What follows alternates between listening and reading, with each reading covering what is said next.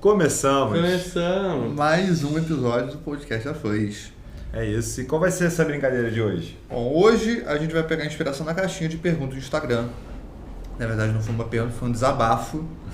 Um barista que veio falar que se sente frustrado porque ele trabalha em cafeteria, mas é muito difícil ele ter acesso a outros cafés para provar, para ter referência, etc. Eu acho que a gente podia falar um pouquinho sobre esse desabafo dele. Eu acho que a discussão vai fugir completamente, mas o ponto de partida tá aí. Bom, não conseguir ter café para brincar, né? Já vem do processo do café ser caro, né? Então acho que o principal problema, tudo né? começa aí, junto com o fato de que o poder aquisitivo que a profissão barista oferece normalmente não é capaz de acompanhar. Inclusive temos dados, puxamos no Google, a média salarial de um barista no Brasil, 1.280. Puxou no Google, puxou na memória? Não, do Google mesmo. Da memória, pô, eu tenho que ser muito bom. Não, podia ser. Mas quando você trabalhou lá no Porto não foi isso não. Não, era melhor. Dava pra beber os cafés por aí. Mas vamos lá, eu acho legal a gente falar sobre isso porque o que é a visão da profissão barista, né? O que é prometido para a pessoa que entra nessa vida, entra nesse mundo? Eu trabalho lá como barista, eu acho que é até um caminho um pouco natural, porque o único curso que se popularizou como um curso para você aprender café se chama curso de barista. Então o que é o caminho natural para você terminar um curso de barista e quer trabalhar com café? Vai ser barista. E eu acho que é um pouco distorcido o que é ser barista na verdade. Acho que existe uma grande glamourização em cima disso. Porque ser barista é você servir café. Não quer dizer que você vai ter à sua disposição infinitos cafés, não quer dizer que o salário prometido vai ser bom. Inclusive eu estou devendo esse material no Instagram, falar sobre salário de barista, DRE de cafeteria, mas aí fica lá pra frente. Eu queria saber como é que vocês veem a profissão barista.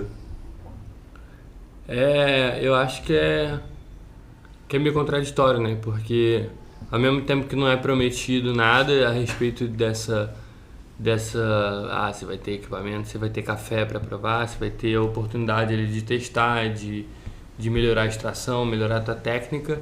Ao mesmo tempo que nada disso é prometido, isso é cobrado também.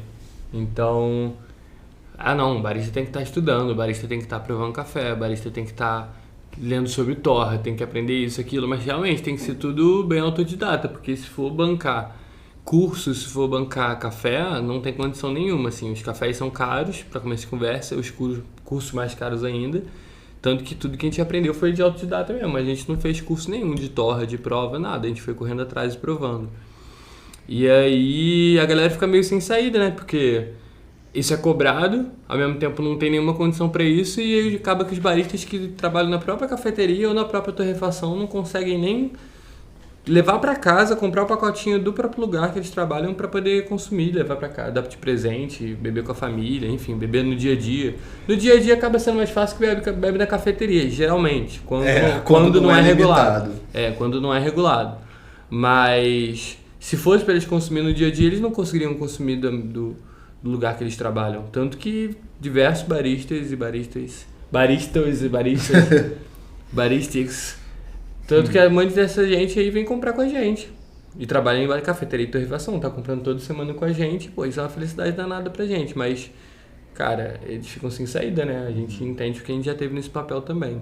Não é nem só ser cobrado, né? Porque tem o ser cobrado do trabalho, que tem que fazer um bom café. Tem o do cliente que vai lá e fica perguntando um monte, e aí fica num beco sem saída, né? Que tem que responder, mas como é que você responde se não tem experiência? E pelo prazer pessoal, todo mundo que eu acho que tá nessa sinuca que é barista e queria provar outros cafés, tem uma questão pessoal de ter prazer no café e querer se desenvolver mesmo, e brincaria mais, testaria mais, iria mais nos limites do café se não fosse um grande problema ter o café na mão. Até porque para melhorar quanto à prova, quanto a discernimento de bebida, de defeito, você tem que provar mesmo. Não tem outro caminho. Não tem outro caminho, você vai provar. Pode não ser no cupping, pode não ser torra fresca, pode, enfim, várias muitas variáveis da matéria-prima, mas o importante é provar. E ela tem que ter isso à disposição. Mas o desenvolvimento é cobrado, sim, justamente porque é uma profissão que tá em alta, tem um monte de curso acontecendo, um monte de gente se formando, e aí se você não se mexe de um lado pro outro ali, você sabe que tá chovendo barista aí no mercado, que a galera vai acabar trocando eventualmente. Mas aí como é que se prova? Como é que você corre atrás disso se você tá meio que atado, né? É muito doido, né? Isso é um processo histórico que tem vários momentos até chegar hoje. E eu lembro que no início, quando eu comecei a trabalhar, eu nem sabia que era café especial. Deixa eu fazer um adendo. A linha do tempo do Quinteca é quase que a linha do tempo do café especial no Brasil. O cara tava quando era só mato. É bem antigo, assim. Pelo menos no movimento de mudança da popularização desse café, eu acho que eu tava ali desde o início, mas tem bastante coisas que aconteceram antes de mim. Justo, tem uns 10 anos antes. Mas realmente, quando eu cheguei, eu ainda não conhecia a existência de café especial quando eu comecei a trabalhar. E desde o início, quando eu fui apresentado, eu também já tinha uma questão para trabalhar, para construir um negócio, né? E eu lembro que o que mais me encantou ali não foi a demanda dos clientes querendo um café X ou Y, porque isso não existia, essa demanda. Tinha o desejo de, como trabalhava com expresso, entregar um café a um padrão gringo. Isso tinha. Expresso para mim, desde novo, era uma coisa assim, que não era para mim. Isso é coisa de gente chique, sei lá. E porque é isso, foi importado isso, né? Isso não é da nossa cultura. E assim que eu comecei a me mexer no mundo dos cafés, eu tive a oportunidade, porque eu estava construindo um negócio em conjunto, com a ideia de que a gente não sabia o que a gente estava fazendo e que a gente tinha que provar muita coisa e que os instrumentos da prova do café, pensando muito em entregar um café muito robusto, digo que eu conseguisse entregar muitos cafés que eles estivessem muito parecidos, né? Tecnicamente, foi o que forçou a gente a estudar como é que eu entregava esse café com padrões de sabor, né? E a máquina de expresso, ela realmente possibilita você estudar muito mais, porque você faz extrações em 30 segundos, 40 entre moer e extrair. Então você consegue produzir uma coleção de testes um do lado do outro e provar e fazer boas comparações. É diferente quando você vai fazer com coado, é muito mais difícil, né? Fora outros métodos. E nesse momento em que não existia essa glamorização, já existia todo o trabalho que vinha junto, que para cada xícara que você faz, você tem que lavar, você tem que garantir que o estoque esteja disponível, que o café não esteja oxidado, e todo o fluxo da bebida ali no meio do processo todo. Então, tem várias demandas que são as mesmas de hoje. Acho que a única demanda que mudou foi que algum grupo de clientes está um pouco mais exigente, é uma palavra, mas eu não sei se eu gosto muito dela, porque não é só sobre a exigência do que você vai fazer de bebida, mas sobre o imaginário que eles têm do que é um café que quando eles vão beber, pagar para fora, né? Vai fora comprar um café que vai ser feito em outro lugar. Uhum. Então tem um imaginário de que vai vir uma experiência junto, que ela foi construída depois que eu já trabalhava com café. Uhum. Eu não lembro disso antes, né? Mas a maior parte do público continuou, e eu acho que sempre vai continuar sendo pessoas que só querem tomar o seu café tranquilo. E aí, no meio dessa bagunça toda, enfim, lidando com os salários iniciais e tudo, eu não tinha salário, né? Eu vivi fazendo negócio, então eu basicamente podia e tinha acesso àquilo tudo, mas realmente os salários em volta do que eu via de pessoas que trabalhavam com esse lugar do café, normalmente ninguém trabalhava já fazendo café, faziam outras coisas, eram pessoas que trabalhavam no serviço de bares e coisas do tipo. Então acho que é mais fácil pensar num atendente de padaria, tá ligado? Acho que isso veste mais a imagem do que era a pessoa que servia café e também fazia pão na chapa e todas as outras coisas. E essas pessoas que começaram a ser demandadas por essa capacitação nova, que era usar um equipamento que não era tão conhecido, né? A pessoa fazia o coado dela em casa, se fosse para fazer um coadão numa loja não mudava muita coisa, mas o expresso muda. E aí a demanda foi crescendo, né? Porque as pessoas começaram a desejar um expresso bom, né? A ideia de um café gostoso, esse café vem da onde?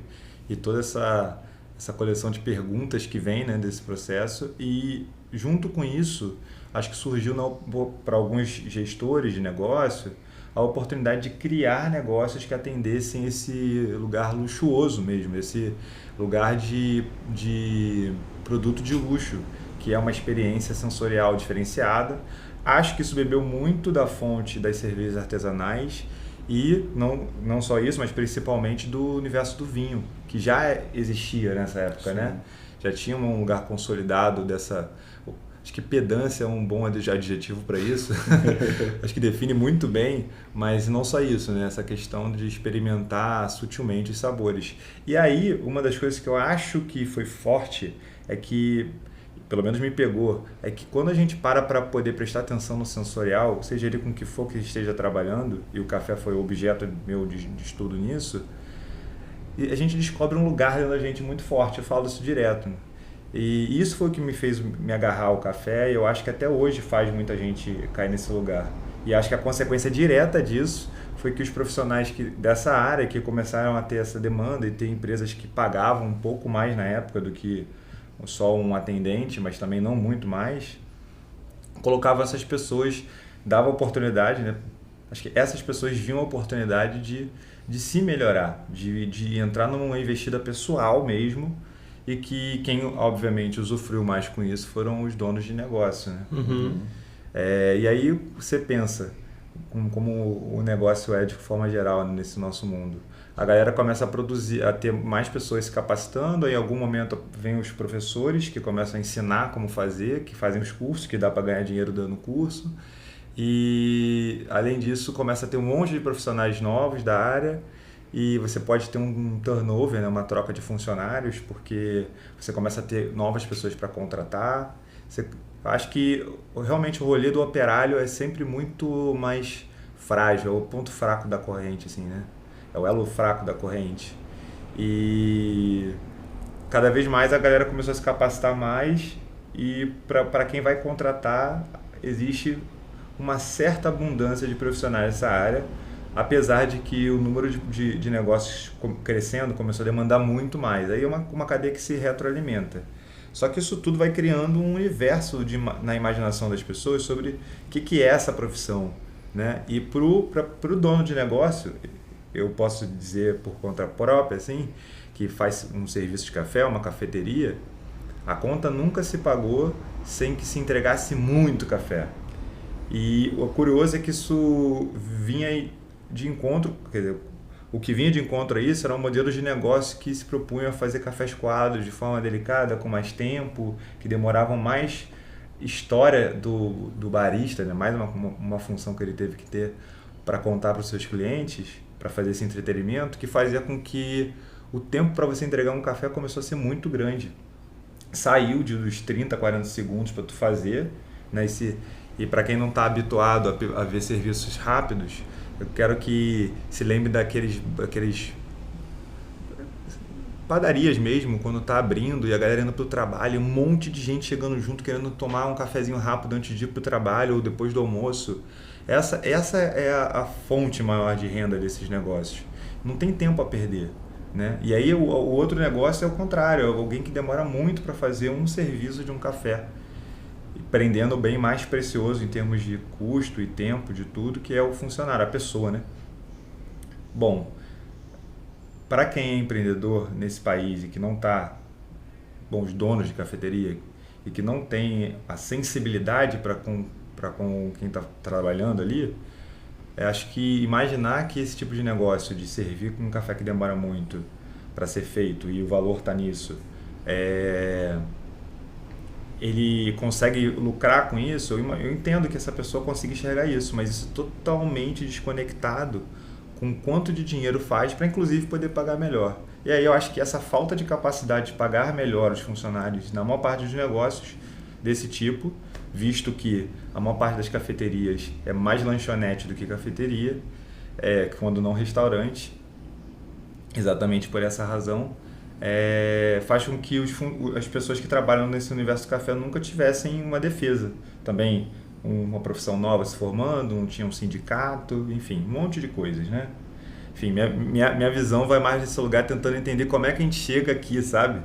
Deixa eu interromper rapidinho, uma coisa que eu pensei agora, não estava planejado. Que essa história de uma cafeteria com serviço lento, individual, que tem um cuidado todo, cara, isso é estética total importada, certo? Sim. E criou-se no imaginário, sei lá, por campeonato de barista, por cafeterias da dita terceira onda e tal. Cara, o que é comércio que dá muito certo no Brasil? Pensa feira livre, pensa mercearia. É sempre movimentação, é sempre usando uma coisa que a gente tem muito boa, que é tecnologia social. É aquilo que junta um monte de gente sendo atendida, e aí tem uma pessoa que vai dar conta de todo mundo, a demanda, e tem muita felicidade no meio do caminho. E descaracterizou no que virou referência de cafeteria. Até porque louco, essa né? referência gringa faz com que, até hoje, o que forma Coffee Lover e o que pressiona Coffee Lover a comprar utensílio e, consequentemente, os baristas, é isso, que você tem que ter tu tem que ter o da marca tal, irmão. Tu tem que ter o filtro da Raro, tu tem que ter o moinho tal. Tu tem que ter, não sei o que lá, a balança tal. Sendo que, cara, na moral, se a pessoa tem um café foda ali, se ela pega todo o dinheiro que ela gastou em equipamento, distribui em café foda, divide com, sei lá, 4, 5 pessoas e faz uma prova semanal, o que seja, com a evolução dos cafés, oxidação e desenvolvimento deles ao longo do tempo, caraca, já é uma evolução técnica 1000 vezes maior do que você ter uma balança foda. Sabe? Perde o cerne da parada, que era o café, vira no que tá ali pelo café. Sacou? Já deixa de ser pelo café. Sendo que o café já tá ali também caro, né? Mas é isso, e os equipamentos são mais ainda, porque o café a gente produz aqui, aí vão ter as torrefações, o preço ainda vai estar caro, agora os equipamentos nem produzido aqui é. Então, em comparação, vale muito mais comprar um café caro, alguns cafés caros com esse preço do equipamento aí, provar com uma galera, discutir, anotar, pegar referência, entender aquilo. Só que não, assim, isso não vira nenhuma opção, sacou? Não vira nenhuma opção. O negócio é você ter um setup bacana e aí de vez em quando tu bebe um café foda ali pra postar. Cara, eu vivi isso, 2015 ou 2016, quando eu tava lá no começão, que eu fui numa cafeteria e aí tinha Chemex. Pô, Chemex, quem usa Chemex? Exatamente. Só Friends que tem porque lá é barato. É, nos Estados Unidos era barato. exatamente. E aí nossa, era muito caro, era um papo de R$16, 200ml. E eu, cara, não, mas eu vou provar o café aí, vai ser não sei o que lá e tal. E era café, tipo, não tinha nada demais. Era só porque tinha um método caro e todo mundo tinha que ter muito cuidado manuseando aquilo. Caraca, que decepção que eu tive. E dentro disso também, cara, sei lá, acho que a gente tem que olhar que tá no Brasil e tá perto de produtor mesmo e tem acesso a isso muito mais fácil. A gente fica nessa noia de ficar olhando para fora, de usar referência gringa para cafeteria, para torrefação, para o mercado de café especial, em vez de fazer o próprio nosso. A gente até falou que o filtro de pano é o nosso Ibrick, né? Tipo, o método assinatura brasileiro seria o filtro de pano. Nossa. E é isso, e no filtro de pano tu consegue fazer vários cafés sensacionais, se o filtro for um filtro decente. E aí entra nisso também a referência de café gringo. Ah não, porque eu queria, ter que beber uma Etiópia pra beber um café sensacional na minha vida. A gente, quando a gente tava começando, a gente esteve em São Paulo, a gente pagou lá R$16 em um expresso curto, mano. R$16 em um expresso curto. Porque era um expresso, sei lá, de um grão africano, eu acho, torrado na Finlândia, uma parada torrado assim. da Rússia. Era um grão do Burundi, que tinha gosto de melão. E eu não digo pra não provar, não. Eu acho que é maneiro, é legal, assim. Tem que provar mesmo quanto puder. Mas, cara, no Brasil a gente já tem tanto produtor sensacional, tanta técnica sensacional, muito, muito café fantástico à disposição. Por que vai procurar lá fora obrigatoriamente? Provar de fora sempre vai complementar. Mais referência. Sempre vai complementar. Não digo para não provar, mas digo para valorizar mais o que a gente tem aqui. E a gente, como torrefação agora, fazendo parceria, 2 anos, fazendo parceria com produtor e projeto, provando diferentes lotes deles, a gente só afirmou a nossa certeza sobre isso. Muitos cafés que a gente bebe hoje, que a gente tem no portfólio hoje, que a gente já bebeu, são cafés muito mais complexos em questão de estudo e de prova, e de você faz uma extração rápida, faz uma mais lenta, faz uma extração com um grão moído mais grosso, ou então compacta, enfim, diferentes formas de estudar um café só, porque ele é tão complexo que qualquer alteração ele vai tomar outra via de sensorial. E é um café tipo, Minas. Uhum. Pois é, então, essa coisa dos cafés gringos como referência também, a gente realmente no Brasil viveu um momento em que eu cheguei a beber cafés muito exóticos que não eram daqui, antes de eu começar a ver essa abundância de produção aqui. Eu ia comentar isso. E eu acho que isso fez um imaginário inicial mesmo. Isso foi um caminho histórico assim mesmo a ser percorrido. Só né? que a gente atravessou muito boladamente essa linha. E agora já está soberano a isso. Então, no lugar da comparação do melhor, que eu acho que é sempre fraca, eu nem entro. Mas a gente tem cafés que são espetaculares para todas as pessoas do mundo. Todas as torrefações hoje do mundo estão buscando cafés brasileiros foda e estão encontrando. Os produtores conseguiram virar muito essa chave, aprenderam muito, desenvolveram muita tecnologia, técnica. A gente tem várias empresas associadas a esse processo de produção para melhorar a qualidade técnica. Era realmente mais difícil encontrar cafés no mínimo tão limpos, de verde, de defeitos bobos como que a gente tem agora.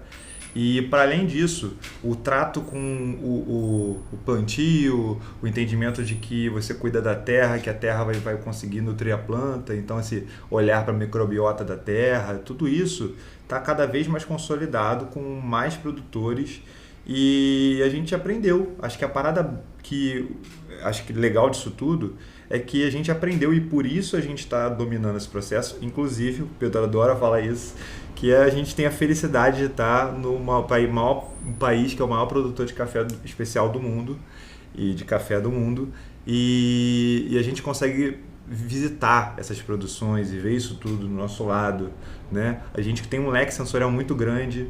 São várias barreiras que vão quebrando, né? A questão dos canéfras também, que passaram realmente por um desafio de pressão de mercado e ao mesmo tempo tecnológico para conseguir produzir qualidade, que hoje já venceu. Então, assim, é história passada já, né? Eu sei que exige um tempo para ter um mercado se adaptar a isso e a gente que vive a ponta disso, né? Desse processo de revolução na apresentação para os clientes, a gente vê, cara, que a gente está com cafés com sensoriais que a gente tem certeza que qualquer gringo que entra na nossa torrefação e faz uma degustação dos cafés sai daqui desesperado, falando assim, cara, você vai voltar para lá falando, vocês não têm ideia do que a galera no Brasil está fazendo. Tenho certeza, porque realmente são sensoriais muito, muito, muito refinados, né? Mas assim, voltando para a parte dos profissionais, eu lembrei de uma coisa, quando eu tinha alguns anos já de ter feito curto, eu dividi a casa com um amigo e eu já tinha na minha cabeça que para ter um negócio saudável a gente precisava fazer muita entrega, mas ainda faltava alguns gatilhos. E eu sempre me incomodei muito, acho que essa é uma das razões da gente fazer um preço livre lá, né, as pessoas escolherem quanto pagavam, é que eu sempre me incomodei muito com o fato de que pessoas que têm a minha origem de financeiro ou de lugar de onde a gente vem, não consigam, em média, beber esses cafés no dia a dia. E não fazia sentido fazer café que meus pais não pudessem beber, tá ligado? Integramente, pagar um valor que eles conseguem pagar de boas. E aí, cara, morando com esse meu amigo, ele trabalhava com TI e ele prestava um serviço para uma agência que prestava serviço para a Coca-Cola. E o trabalho dele era ajudar a Coca-Cola a prever quem seriam os clientes deles daqui a alguns anos, tipo 2, 3 anos. E ele ganhava tipo 4 vezes mais que eu, 3. E era muito esquisito, porque eu trabalhava quase que o dobro do que ele. E com um negócio que podia me dar o que ele recebe, mas eu precisava ainda crescer muito para aquilo acontecer. E junto com isso ia crescer trabalho também. E aí juntou uma coisa, ele ajudava, essa foi a conclusão que eu tive, a Coca-Cola a entregar muitas coisas, bilhões de latinhas. Então, o trabalho dele conseguia, associado à quantidade de entregas que ele propunha, que ele conseguia resolver, pagar ele esse valor. Então, de novo, a entrega era uma coisa soberana, tanto para ele quanto para mim. E uma coisa também que me incomodava nessa época, que eu juntava nessa lógica, que é o seguinte,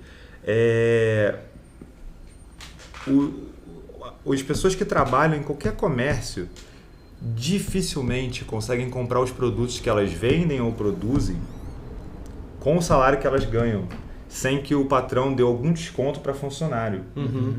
E isso já mostra uma coisa muito esquisita na nossa sociedade, que é quem trabalha não consegue ter um acesso às coisas que produz ou que vende de forma íntegra, que é o que cabe no seu orçamento, você paga de boa, você não precisa de um ato de caridade para que você consiga ter acesso ao que você produziu. Ou se apertar no orçamento a ponto de não pagar uma conta. Só que é isso, o nosso viés financeiro todo, ele é organizado para apropriação mesmo. Não importa o quão benevolente um patrão seja, quando ele começa a empregar funcionários e ele começa realmente a ele pegar a parte desse lucro, e ele, obviamente, é o único que vai jogar com os riscos do negócio, né? Nessa circunstância muito doida, se o negócio não está muito saudável, não tem como dividir. Tá ligado? E dadas variações ao longo do mesmo negócio ao longo do tempo, que às vezes vende mais, às vezes vende menos, passa por uma crise, o país passa por uma crise, você tem menos pessoas na rua, um monte de coisa do tipo, é ele que vai tentar dar continuidade àquilo. E muitas vezes vai precisar reduzir o grupo de funcionários. Então, para quem está ali trabalhando, conseguir garantir uma receita específica, isso não é uma responsabilidade das pessoas que são trabalhadores. É uma responsabilidade de quem faz o negócio. Mas ele precisa entregar muito. Ou então, se for para entregar pouco, cada pouco tem que ser como o meu amigo lá. Tem que compensar. Tem que fazer alguém entregar muito, tá ligado? Tem que fazer alguma coisa, gerar muita satisfação, muito negócio, né? Que é esse encontro. E a maior parte dos negócios não é desenhado para isso. Então, por conta disso, eu acho que a profissão barista não consegue também alcançar o que é um sonho da categoria, que é ganhar bem, uma vez que o modelo geral não consegue solucionar isso. Sim. Sacou? Um desenho é um problema do desenho, do design desse negócio. E uma das coisas que a gente fala muito, eu sempre fico pensando nisso, é, cara, um barista que quer conseguir ganhar um pouco mais, ganhar dinheiro, eu acho que ele tinha que basicamente alugar uma máquina de expresso, botar na tua garagem ou num canto que consiga alugar e fazer um café que caiba naquela localidade, para a comunidade. Um preço que cabe ali. De preferência expresso, porque entrega muito, né? Ou warm brew. Ou warm brew, que o tempo que você gasta fazendo é menos do que você gasta interagindo com as pessoas, vendendo, gerando valor, com inclusive esses conhecimentos que se tem. É semelhante à cozinha, porque para um cozinheiro também, para a galera que trabalha em cozinha consumir, digo em cozinha, né? Restaurantes que... eu vou fazer gastronomia para trabalhar em um restaurante irado, para trabalhar nos melhores restaurantes, para viajar e trabalhar fora e tal. E a galera não consome, não recebe para consumir no restaurante. Não recebe. E aí a saída vai ser, para ganhar bem, vai ser ou você vai ser muito foda, e aí não tem tanta vaga pra tanta gente foda. É isso, a disputa fica grande. E aí vai ser abrir o próprio negócio, assim como muita gente faz, abrir o próprio negócio. E no café é a mesma coisa. O barista, para almejar, receber mais, ele vai ter que estar num lugar, numa empresa muito boa, que realmente consegue ter uma colocação maior para barista, para poder, enfim, formar a pessoa para dar aula e fazer uma coisa a mais, além de só servir no balcão. Campeonato não adianta muito para isso, porque o campeonato vai ser uma conquista bacana, mas e aí, você ganhou o campeonato de barista. Você vai continuar trabalhando como barista? Não, você vai trabalhar com alguma marca. Se você for trabalhar com uma marca, sei lá, que não seja cafeteria, que seja de café e tal, você pode conseguir receber mais, mas você não vai estar exercendo o barismo, né, o serviço do público. A gente sente falta de serviço do público, mas é isso. A gente está com outro propósito agora, apesar de sentir falta disso. E o campeonato é legal, mas ele não vai te formar uma pessoa que milhões de cafeterias vão disputar por salário para você, sabe? Porque a técnica basicamente é uma técnica que a galera já está aplicando. Então a saída vai ser o próprio negócio. Pode crer. Só que o próprio negócio sempre vai cair na mentalidade do que já existem bastante, que é a da bolha de café especial mesmo, que são esses modelos que a gente falou. Você desenhou esse modelo agora, que é você fazer o barista se tornar uma marca capaz de que uma marca com realmente dinheiro. Tipo Coca-Cola. Realmente assim, dinheiro. A parada... Dinheiro de tipo assim, sobrando na família inteira. Isso. Pode chegar lá e te pagar uma coisa falar, ó, barista diferenciada. tal é da marca. Pô, o cara é dessa marca, assim, tem ali o check dele. Não, eu só vou botar um ponto que, claro que a gente está falando de uma coisa sistêmica, que acontece na área de alimentos e bebidas no geral, seja com cozinheiro, com bartender, com também, exato. chapeiro, isso aí. de hamburgueria, seja o que for. Uhum. Mas assim, solução individual, que é tipo, quem tá passando por esse problema, cara, ser barista é um dos caminhos para você trabalhar com café. E dentro de um país em que existe uma epidemia de modelos de negócio que não sustentam um profissional bem pago, cara, tem vários outros caminhos para trabalhar com café. Então, dependendo da região onde você mora, se é uma região que produz café, uma mais rural, vai ter corretora, vai ter exportadora. Você pode trabalhar com a parte de marketing de marca de café, com a parte de distribuição, de logística. Tem um monte de coisas, claro, não vai ser ali no balcão, não vai ser aquele serviço que foi almejado, mas é entender que a situação é essa, né? Você começa a entrar numa sinuca. O modelo que existe de café especial, de cafeteria especial é esse, né? Em maior parte. A gente não consegue encontrar muita coisa diferente. Porque antes de tudo, antes desse glamour do barista também, que é uma profissão que estar lidando com café tem sua questão à parte, mas a profissão em si, ela é uma profissão de serviço, de entrega, sacou? E se não entregar para muita gente, não tem. Não tem jeito, tá ligado? Sim. Não tem pra onde fugir. É muito, com um salário desses, 1.280, é bem provável que com um casamento, que uma pessoa que vai fazer uma experiência de café lá, consiga ganhar esse dinheiro num dia. Quer dizer, uns 3 dias que se prepare e tudo, mas assim, realmente não é um modelo pensado por isso. E o que eu ia falar também, que eu esqueci, mas é que antes de qualquer coisa a gente esquece que é café. Café é, antes de qualquer coisa, um produto uma coisa que a gente consome no dia a dia. É para acordar, é para ter força para trabalhar, é para dar uma desculpa, às vezes até pela desculpa da pausa, tá ligado? É para reunir com gente que a gente gosta, com gente que a gente vai fazer negócio.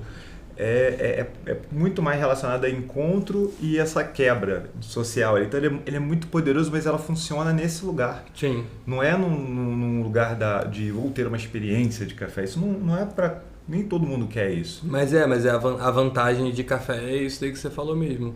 Que tá na cultura intrínseca e você dá pra aproveitar de diferentes formas. Posso contar uma historinha? Por favor. Vocês já ouviram falar como é que surgiu o termo cafezinho? Cafezinho? Não, cafezinho. Sabe a Buenos Aires ali na Uruguaiana? Não.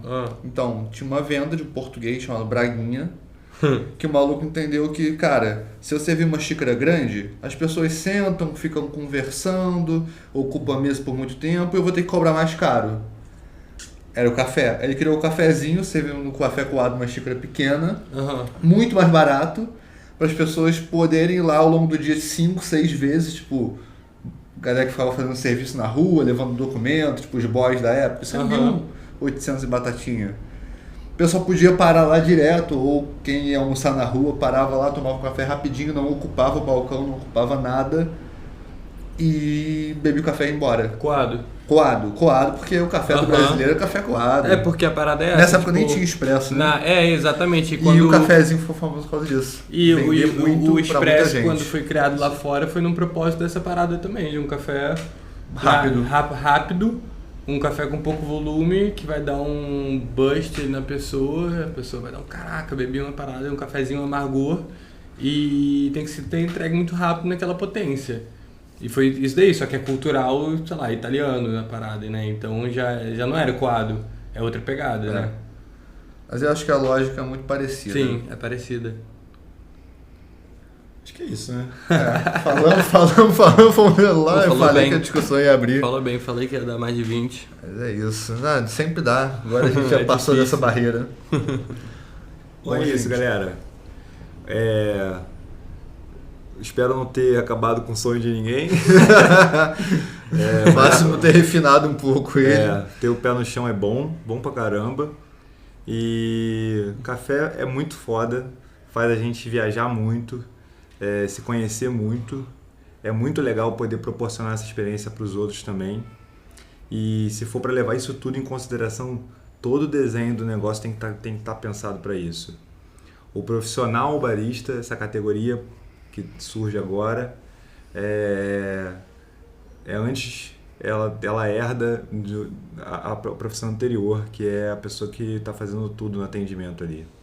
Não dá para esquecer isso e não dá para esperar que vai ser demandado diferente. Não se a gente não fizer nada com isso, né? Então acho que com informação dá para fazer. Para encerrar, a gente tem um patrocinador. Se chama Foz Cafés. E aí eu preciso dar uma palavrinha deles, que senão o CEO aqui da Expo. Bateu Pensando... o alarme, que o alarme é a hora do merchan. A gente tenta fazer o melhor preço que a gente pode, sempre. E aí a gente está chamando a atenção agora porque a gente tem o produto quilo de café. O nosso pacotinho custa R$18. Se você pega 4 pacotinhos, daria 72. Mas a gente criou um produto que é 1 quilo de café especial, caramelo, frutado, cacau ou robusto amazônico por R$60. Bom para quem quer estudar café, bom para quem quer servir para os amigos, bom para quem quer beber café sem miserinha todo dia. É isso, Quilão da Foz Cafés, patrocinando aí o podcast. Obrigado, Foz. E a gente tá feliz da vida com o barista comprando café com a gente adora isso, porque a galera dá feedback muito bom. A gente consegue trocar muito bem com a galera a respeito de técnica, de, enfim, sensoriais e possibilidades daqueles cafés. Então é isso aí, continua baristada procurando a gente, que a gente tá aí com vocês. E satisfaz aquele lugar no nosso ego de, foi pra isso que a gente fez isso tudo. Exatamente. Né? E fizeram isso por nós lá no curto, vamos fazer por uma galera agora também. É isso. Um esquema de pirâmide, só que positivo. Gente, foi isso então. Um beijo. Até o próximo episódio. Beijo.